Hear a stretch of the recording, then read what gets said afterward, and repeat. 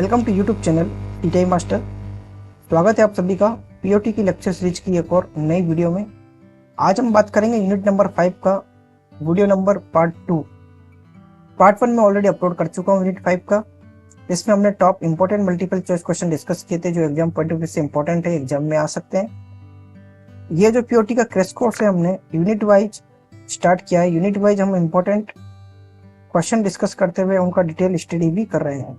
इससे आपको फायदा क्या होगा, अगर एग्जाम में उस क्वेश्चन से रिलेटेड, उस टॉपिक से रिलेटेड और भी क्वेश्चन बनते हो तो आप इजीली क्या कर सकते हो, अटेंड कर सकते हो और क्वेश्चन याद करने में आपको आसानी होगी।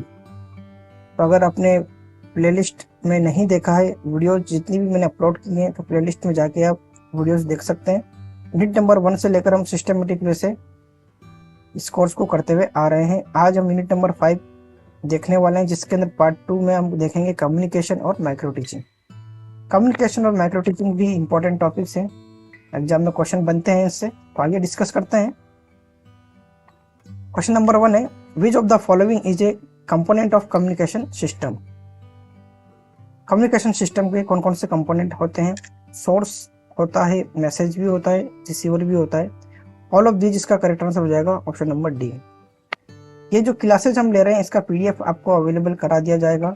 अभी लास्ट में मैं बता दूंगा ये पीडीएफ आपको कैसे लेना है।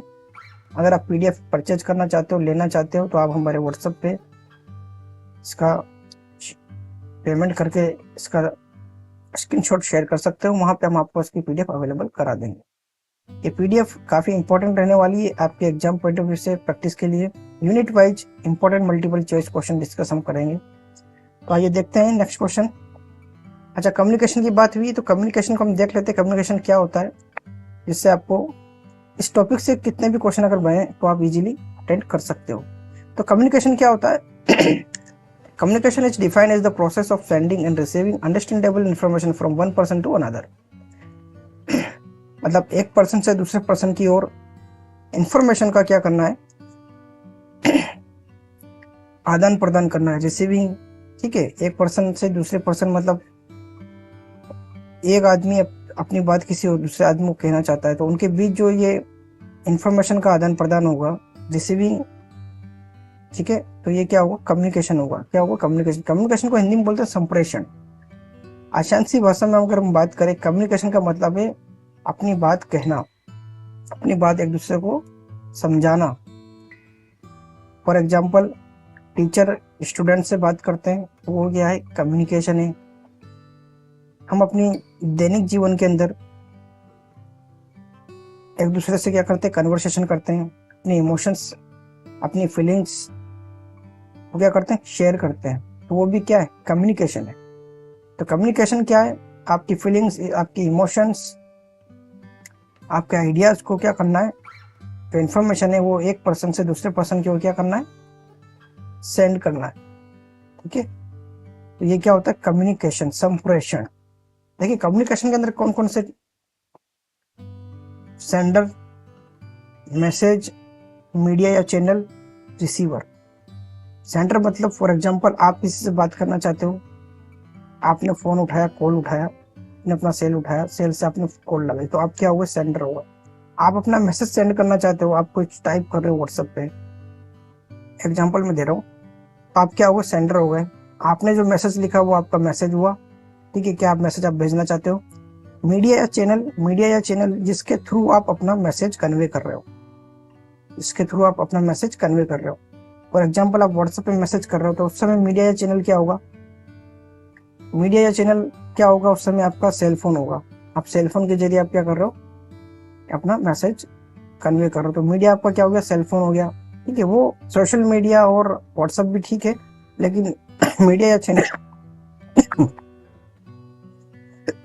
सॉरी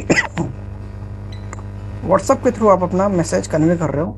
ठीक है, तो मोबाइल फोन आपका क्या हो गया? मीडिया या चैनल हो गया। रिसीवर जो आपका फ्रेंड्स है जिसको आप मैसेज सेंड कर रहे हो, वो आपका मैसेज रिसीव करेंगे, वो रिसीवर हो गए। वो वापस आपको क्या करेंगे? मैसेज सेंड करेंगे, आपको रिप्लाई देंगे, वो उनका क्या हो गया? फीडबैक हो गया। तो इस टाइप से ये साइकिल पूरी चलती रहती है। ठीक है, verbal communication, face to face हम कम्युनिकेशन कर रहे हैं, हम किसी से बात कर रहे हैं तो हम सेंडर हो गए, हमारा हम जो बात बोल रहे हैं वो हमारा मैसेज हो गया। मीडिया या चैनल क्या होगा, उस समय मीडिया या चैनल क्या होगा, हम वर्ड के थ्रू बात कर रहे हैं, डायरेक्ट वर्बल कम्युनिकेशन हो रहा है, ठीक है। और रिसीवर जो जिनसे हम सॉरी, रिसीवर वो होंगे जो आपकी बात को सुन रहे हैं और वापस रेस्पॉन्ड कर रहे हैं, ठीक है। तो ये कम्युनिकेशन का पूरा प्रोसेस रन करता है, ठीक है। तो ये कम्युनिकेशन के ये कंपोनेंट होते हैं, आपको याद रखना है, सेंडर, मैसेज, मीडिया या चैनल, रिसीवर और वापस फीडबैक। तो ये चैनल कंप्लीट चलता रहता है। देखिए एलिमेंट्स ऑफ कम्युनिकेशन प्रोसेस, देखिए सेंडर यहाँ पे इन्होंने एक मैसेज सेंड किया। मीडियम, देखो मीडियम क्या हो गया, सेल फोन क्या हो गया, मीडियम हो गया, ठीक है। रिसीवर, इन्होंने मैसेज रिसीव किया, तो ये हो गया रिसीवर। मैसेज क्या था, इन्होंने ये मैसेज किया, movie start at 9, can you drive अस। इन्होंने रिप्लाई दिया या बी देयर बाय 8:30। तो ये क्या हो गया, ये फीडबैक हो गया, ठीक है। ये इनके द्वारा रिप्लाई दिया गया, ये क्या हो गया, फीडबैक हो गया। तो ये कम्युनिकेशन प्रोसेस है, ये कम्युनिकेशन इस तरीके से चलता रहता है, ठीक है। मोस्टली कम्युनिकेशन जो होता है दो टाइप से होता है, एक होता है वर्बल कम्युनिकेशन, एक होता है non verbal communication. Type of communication की हम बात करते हैं, ठीक है। वर्बल कम्युनिकेशन मतलब जिसमें हम बोलकर अपना कम्युनिकेशन करते हैं। नॉन वर्बल मतलब जिसमें हम बोलते नहीं है। नॉन वर्बल कम्युनिकेशन मतलब जिसके अंदर हम कोई सिग्नल देंगे, कोई गेस्चर देंगे, ठीक है, उसके थ्रू आपका क्या होता है, कम्युनिकेशन होता है, इमोजीज वगैरह, ठीक है। ये क्या है, नॉन वर्बल कम्युनिकेशन। तो verbal communication, non verbal communication, दो टाइप का कम्युनिकेशन है, जिसके बेस पे, कम्युनिकेशन चैनल के बेस पे, ठीक है। कम्युनिकेशन चैनल के बेस पे दो टाइप का है, verbal communication, non verbal communication. और भी कई टाइप होते हैं, लेकिन कम्युनिकेशन चैनल के बेस पर दो टाइप का है, verbal communication, non verbal communication, okay. तो आइए देखते हैं। देखिए ओरल कम्युनिकेशन क्या होता है। ओरल कम्युनिकेशन जिसमें हम स्पोकन वर्ड्स यूज करते हैं, ठीक है। जैसे फेस टू फेस हम किसी से बात कर रहे हैं, ये ओरल कम्युनिकेशन है। सेल फोन पे हम बात कर रहे हैं, ये भी ओरल कम्युनिकेशन है, ठीक है। यहाँ पे देखिए आप conversation, telephonic conversation, video, radio, television, voice over internet, ठीक है। ये सारे किसके एग्जांपल है, ओरल कम्युनिकेशन। ओरल कम्युनिकेशन सबसे इजी एग्जांपल है। ओरल कम्युनिकेशन जनरली हम अपने दैनिक जीवन में किसी से भी हम अपनी कन्वर्सेशन करते हैं, अपनी फीलिंग्स बताते हैं, अपने इमोशंस बताते हैं, अपनी कोई थॉट्स है वो बताते हैं, तो हम क्या करते हैं, oral communication. Face to face जो हम बात कर रहे हैं वो क्या है, ओरल कम्युनिकेशन है, ठीक है। ओरल कम्युनिकेशन है। फोन पे हम बात कर रहे हैं वो भी क्या है, ओरल कम्युनिकेशन है, ठीक है। नेक्स्ट हम बात करते हैं रिटन कम्युनिकेशन। रिटन कम्युनिकेशन वो कम्युनिकेशन होगा जिसके अंदर हम, रिटन के अंदर कुछ लैंग्वेज होगी, रिटन के अंदर कोई साइन होंगे, रिटन के अंदर कोई सिंबल होगा, ठीक है। रिटन कम्युनिकेशन सबसे ज्यादा इफेक्टिव होता है। मतलब written communication corporate office, government offices, written communication ऐसा बोला जाता है कि जो एक बार लिख दिया वो क्या है, प्रमाणित है। रिटन कम्युनिकेशन जैसे ईमेल के थ्रू हम कुछ लेटर हम लिख रहे हैं, रिपोर्ट कर रहे हैं, मेमो कर रहे हैं, ठीक है। तो ये क्या सारे रिटन कम्युनिकेशन है, ठीक है, जो बिजनेस के अंदर सबसे ज्यादा यूज किए जाते हैं, ठीक है। आजकल जितनी भी कॉर्पोरेट ऑफिस है, प्राइवेट सेक्टर है, इवन गवर्नमेंट सेक्टर है, सभी के अंदर आप कम्युनिकेशन जो होता है वो रिटन कम्युनिकेशन के थ्रू ही काम होता है, ठीक है। आपको एक छोटा सा भी अगर काम करना है तो आपको एक ईमेल लिखना होगा, आपको अपनी कोई लेटर लिखना होगा। अगर कोई काम आपको ऑफिशियल वर्क करना है तो आपको क्या करना होगा, लेटर लिखना होगा। तो रिटन कम्युनिकेशन वो कम्युनिकेशन है जिसके अंदर आप वर्बली बोलते नहीं हो, डायरेक्ट आप क्या करते हो, लिखते हो, लिखकर आप अपना मैसेज कन्वे करते हो, तो वो होता है रिटन कम्युनिकेशन। और रिटन कम्युनिकेशन ज़्यादा इफेक्टिव माना जाता है। इफेक्टिव से मतलब ये है कि एक बार आपने अगर रिटन फॉर्मेलिटीज पूरी कर ली तो वो क्या होगी, वैलिड होगी।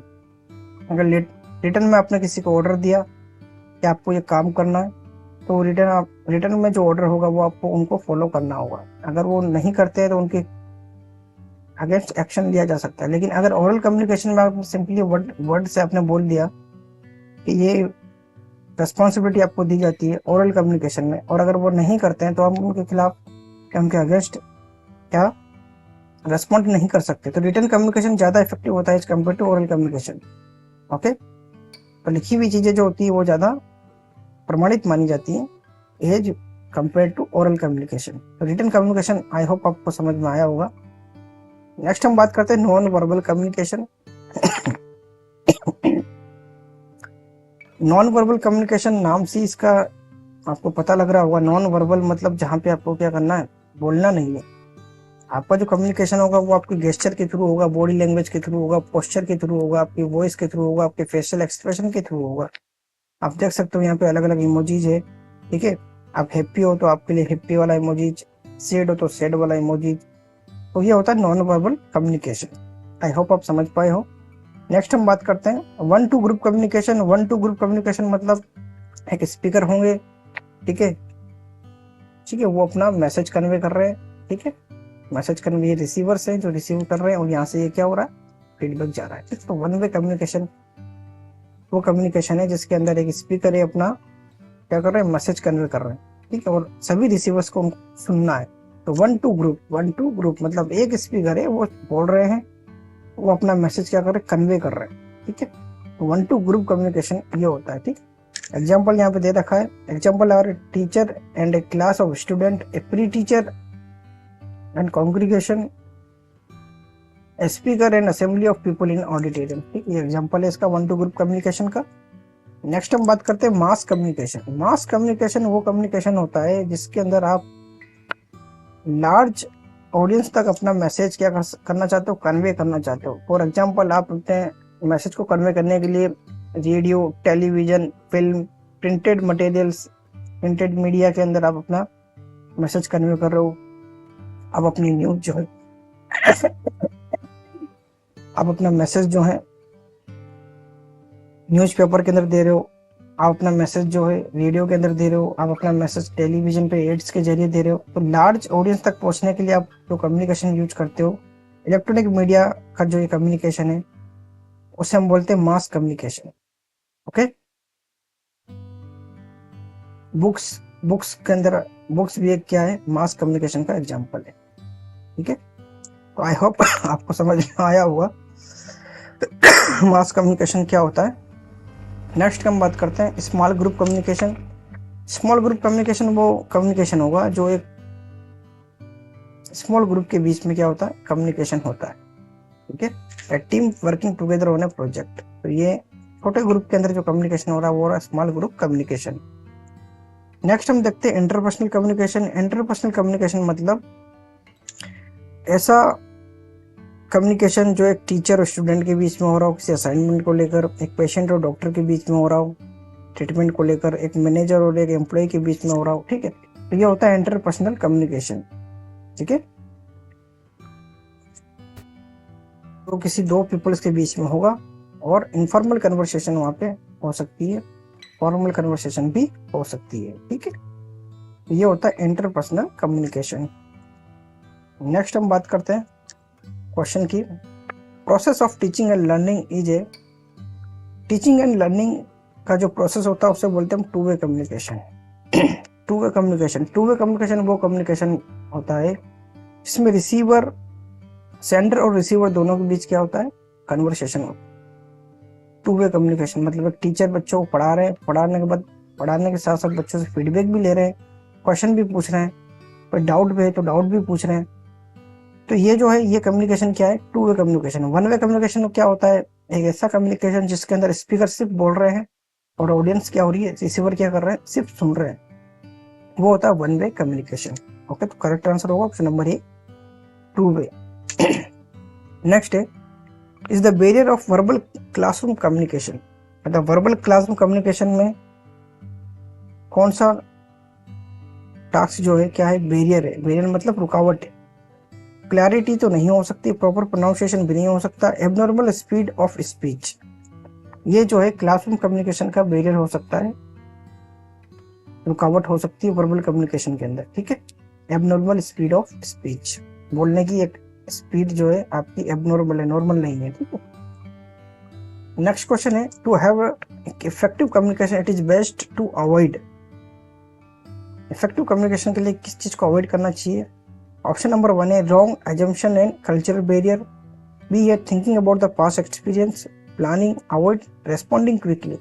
ऑप्शन नंबर 1 इसका करेक्ट आंसर हो जाएगा रॉन्ग एजम्पशन, मतलब जो गलत धारणाएं उनको और कल्चरल बैरियर जो है उनको हमें क्या करना चाहिए, एलिमिनेट करना चाहिए इफेक्टिव कम्युनिकेशन के लिए। ठीक है, रॉन्ग एजम्पशन है कल्चरल बैरियर। ऑप्शन नंबर 1 इसका करेक्ट आंसर हो जाएगा। Sorry. When is the communication process complete? Communication process कब कंप्लीट होता है? तो कम्युनिकेशन प्रोसेस कब कंप्लीट होता है? सेंडर मैसेज सेंड करता है मीडिया या चैनल के थ्रू, और रिसीवर क्या करता है, रिसीव करता है। तो जब रिसीवर रिसीव करता है तो हमारा कम्युनिकेशन क्या होता है, और अंडरस्टैंड करने के बाद क्या करता है, फीडबैक देता है, यानी रिप्लाई करता है। तो ऑप्शन नंबर डी इसका करेक्ट आंसर होगा, when the receiver understand the message. Okay, next question हम देखते हैं, meaningful communication is related to. Meaningful communication किससे रिलेट करता है? Learning pattern, learning plans, participatory planning, thematic process. ठीक है, तो मीनिंगफुल कम्युनिकेशन रिलेट करता है participatory planning. Option number C इसका करेक्ट आंसर हो जाएगा। नेक्स्ट क्वेश्चन हम देखते हैं, how many steps are there in micro teaching? Micro teaching में कितनी स्टेप्स होती है? माइक्रो टीचिंग में स्टेप होती है 6। माइक्रो टीचिंग से भी एग्जाम में क्वेश्चन पूछ ले जाते हैं कि किस किस कौन कौन से स्टेप के अंदर क्या क्या होता है, किसका कितना टाइम ड्यूरेशन रहता है। तो आइए हम देख लेते हैं माइक्रो टीचिंग। माइक्रो टीचिंग होती क्या? सबसे पहले हम बात करते हैं, इसका नाम इंडिकेट कर रहा है माइक्रो टीचिंग। माइक्रो मतलब number of student, small group 6 to 10 numbers of students को पढ़ाने के लिए। ठीक है, और बहुत ही कम समय आपको दिया जाता है पढ़ाने के लिए, माइक्रो टीचिंग। तो teaching of a small unit of content to small group of student in a small amount of time. ठीक है, बहुत ही कम बच्चे, मतलब 6 से 10 बच्चे, बहुत ही कम समय आपको दिया जाता है पढ़ाने के लिए, 5 से 10 मिनट। उस बीच में आपको क्या करना, एक स्मॉल यूनिट मतलब एक एक छोटा सा टॉपिक आपको दिया जाता है। उस टॉपिक को आपको, पर्टिकुलर टॉपिक के ऊपर आपको क्या करना होता है, बच्चों को पढ़ाना होता है। ठीक है, कम समय में कम बच्चों को पढ़ाना होता है। और ये क्यों माइक्रो टीचिंग यूज की जाती है? To train in experience students teachers for acquiring teaching skill. जो इन एक्सपीरियंस स्टूडेंट टीचर्स हैं, जो अभी अभी ट्रेनिंग करके निकले हैं, उन्हें टीचिंग का एक्सपीरियंस नहीं है, उनकी टीचिंग स्किल को क्या करने के लिए, इम्प्रूव करने के लिए माइक्रो टीचिंग का यूज किया जाता है। And to improve the skills of experience teacher also. Experience teachers की स्किल्स को भी इंक्रीज करने के लिए माइक्रो टीचिंग का यूज किया जाता है। एक्सपीरियंस टीचर की स्किल कैसे, मतलब आज का जो मॉडर्न युग है, आज का जो मॉडर्न टेक्नोलॉजीज है, उसको देखते हुए नई नई फैसिलिटीज, नई नई टेक्नोलॉजीज मार्केट में आ रही है। तो ऑलरेडी जो एक्सपीरियंस टीचर है, कोई नई मशीन मार्केट में आई, कोई नई टेक्नोलॉजी मार्केट में आई, तो उसके बारे में उन टीचर को भी क्या करना है, बताना है। उन टीचर को भी उस नई स्किल के बारे में सिखाना है। तो उसको सिखाने के लिए भी क्या होगा, माइक्रो टीचिंग की हेल्प ली जा सकती है। ठीक है, तो to improve skill of experience in experience teacher also micro teaching का यूज किया जाता है। ठीक है, आई होप आप समझ पाए हो। माइक्रो टीचिंग के अंदर क्या क्या फेज होते हैं? माइक्रो टीचिंग के अंदर टोटल 6 फेज होते हैं। फर्स्ट होती है प्लानिंग, सेकंड होती है टीचिंग, थर्ड होती है फीडबैक, फिर होती है रीप्लानिंग, फिर होता है रीटीचिंग, फिर होता है रीड फीडबैक। तो टोटल जो है माइक्रो टीचिंग का टाइम होता है 36 मिनट। ठीक है, इसके अंदर क्या होता है, 6 मिनट आपको टीचिंग के लिए दिए जाते हैं, 6 मिनट आपको फीडबैक के लिए दिए जाते हैं, फिर वापस 12 मिनट आपको रीप्लानिंग के लिए दिए जाते हैं, फिर 6 मिनट वापस रीटीच के लिए, फिर 6 मिनट वापस आपको रीफीडबैक के लिए दिए जाते हैं। तो प्लानिंग आप स्टार्टिंग में कर सकते हो, इसके लिए आप 1 घंटा 2 घंटा ले सकते हो प्लानिंग के लिए। तो ये जो टोटल है ये कितना हो गया, 36 मिनट होता है। ठीक है, तो आइए देखते हैं इसका। देखो, steps in micro teaching cycle. Planning, first है प्लानिंग। तो प्लानिंग आपको करनी है, कोई भी कंटेंट या कोई भी एक शॉर्ट टॉपिक आपको दिया जाएगा, उसको आपको तैयार करना है पढ़ाने के लिए। ठीक है, प्लानिंग के बाद आपको 6 मिनट टीच करना है। उस टॉपिक को 6 मिनट के अंदर आपको क्या करना है, एक्सप्लेन करना है अच्छे से। उसके बाद आपको फीडबैक लेना है। फीडबैक लेने के बाद अगर वापस उसमें कुछ कमी है तो वापस क्या करना है, रीप्लान करना है। वापस फीडबैक लेने के बाद उस टॉपिक को वापस तैयार करना है। उसमें आप 12 मिनट ले सकते हो। वापस फिर आपको 6 मिनट के लिए पढ़ाना है, फिर वापस आपको 6 मिनट के लिए क्या करना है, रीफीडबैक लेना है। तो इस टाइप से ये साइकिल चलता है। टोटल 36 मिनट होते हैं, आपको याद रखना है, एग्जाम में हो सकता है पूछ ले। ये होती है माइक्रो टीचिंग। माइक्रो टीचिंग का क्या कैरेक्टरिस्टिक्स होता है, क्या विशेषता है? During of teaching as well as number of students are less. ठीक है, number of student are less होते हैं, इसलिए टीचिंग जो इनएक्सपीरियंस टीचर है उनकी टीचिंग एबिलिटीज यहाँ पे देखी जाती है, कैसे पढ़ा रहे हैं, उनको फीडबैक दिया जाता है, तो उनके लिए काफ़ी यूजफुल होता है। Content is divided into smaller unit. Content पता है कि 6 मिनट में आपको पढ़ाना है, तो बिल्कुल स्मॉल यूनिट आपको पढ़ानी होती है। वहाँ पे एकदम एक फिक्स एक छोटा सा टॉपिक आपको दिया जाता है, या आप सिलेक्ट करते हो, उसी टॉपिक को आपको एक्सप्लेन करना होता है 6 मिनट के अंदर, ठीक है। Only one teaching skill is considered at A time. बिल्कुल वन टीचिंग स्किल ही कंसिडर की जा सकती है। काम समय कम रहता है। प्रोविजन ऑफ इमीडिएट फीडबैक दिया जाता है, यह इसका फायदा है। In micro teaching cycle there is a facility of re planning, re teaching and re evaluation, ठीक है। मतलब यहाँ पे री प्लानिंग करके वापस आप री टीच कर सकते हो और वापस आपको फीडबैक दिया जाएगा, ठीक है। तो ये इसका बेनिफिट है माइक्रो टीचिंग का। It puts the teacher under the microscope, ठीक है। टीचर को एक माइक्रोस्कोप के अंडर में रखकर उसने क्या कर, मतलब माइक्रोस्कोप मतलब उसकी बिल्कुल टीचर की कुछ भी अगर छोटी छोटी सी मिस्टेक्स अगर टीचर से हो रही है तो वो उनको पता लग जाती है, ठीक। Microscope. All the fault of the teacher are observed, ठीक है। जितने भी फॉल्ट वगैरह अगर आप पढ़ाते समय टीचर कर रहे हैं तो उसको क्या करना है, ऑब्जर्व हो जाता है, ठीक। माइक्रो टीचिंग के अंदर the problem of discipline can also be control. अगर आपके डिसिप्लिन में भी प्रॉब्लम तो वो भी आपको बता दी जाती है, वो भी आपसे कंट्रोल कर सकते हो। तो ये थी माइक्रो टीचिंग। आई होप साथियों वीडियो आपको पसंद आया होगा। अगर चैनल पर नए हो तो चैनल को सब्सक्राइब करो, वीडियो को लाइक करो, अपने दोस्तों के साथ ज्यादा से ज्यादा शेयर करो। इस चैनल पर हम आपको all over India ITI CITS से रिलेटेड इंफॉर्मेशन देते हैं। POT का क्रैश कोर्स हमने स्टार्ट किया था, वो रेगुलर चलता रहेगा। जल्द से जल्द आपको कोर्स कंप्लीट करवाने की कोशिश की जाएगी। इसका PDF अगर आप परचेज करना चाहते हो तो फोन पे या गूगल पे पर 5 रुपये पे करके इसका स्क्रीनशॉट सेंड कर सकते हो। इसका PDF आपको विद आंसर की अवेलेबल करा दिया जाएगा। आज थोड़ी तबीयत ऐसी थी इसलिए आवाज डिस्टर्बेंस रही है। ओके साथियों, फिर मुलाकात होगी नेक्स्ट क्लास में। तब तक के लिए बाय, जय हिंद, जय भारत।